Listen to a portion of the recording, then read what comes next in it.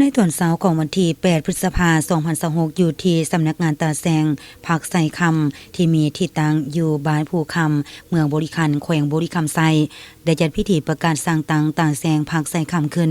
ภายใต้การเป็นประธานของท่านสมใจแก้วสุวรรณกรรมการภาคแขวงเลขาคณะบริหารงานภาคเมืองบริคันมีท่านคำคองมูลละไมรองเลขาภาคเมืองหัวหน้าคณะจัดตั้งเมืองมีประธานคณะสีนำคันเมืองแขกถึกเซินพร้อมด้วยอำนาจการปกครองบ้านและน้องน้อยนักเรียนเข้าร่วม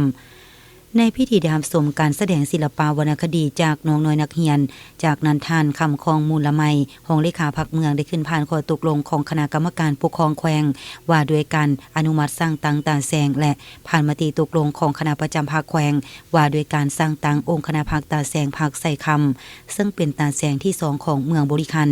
ว่าด้วยการสร้างตังองค์คณะภาคตาแซงภาคไซคำซึ่งเป็นตาแซงที่2ของเมืองบริคันแขวงบริคำไซสำนักตาแซงภาคไซคำตั้งอยู่บ้านภูคำห่างจากสำนักงานปกครองเมืองประมาณ58กิโลเมตรมีเนื้อที่คุ้มครองทั้งหมด 68,674 เฮกตาร์ประกอบมี6บ้านขึ้นกับมีคือบ้านทงพันคำบ้านพลมีไซบ้านภูคำบ้านปากโพยบ้านหินงนและบ้านน้ำเต็กมีพลเมืองทั้งหมด 9,157 คนหญิง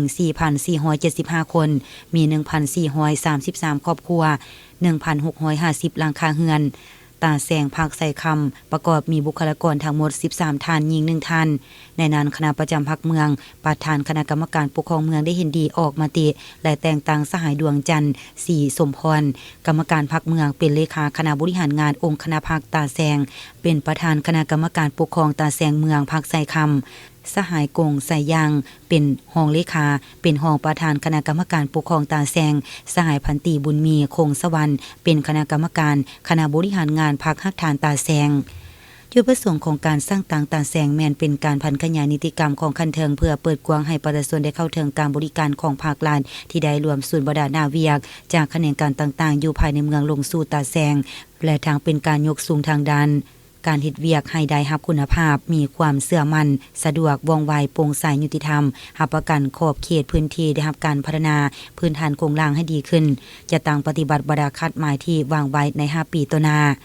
ในตอนท้ายพิธียังได้รับฟังการอบรมของคันเทิงและได้มอบพาหนะพร้อมทางอุปกรณ์รับใช้และเงินสุกยูให้กับตาแซง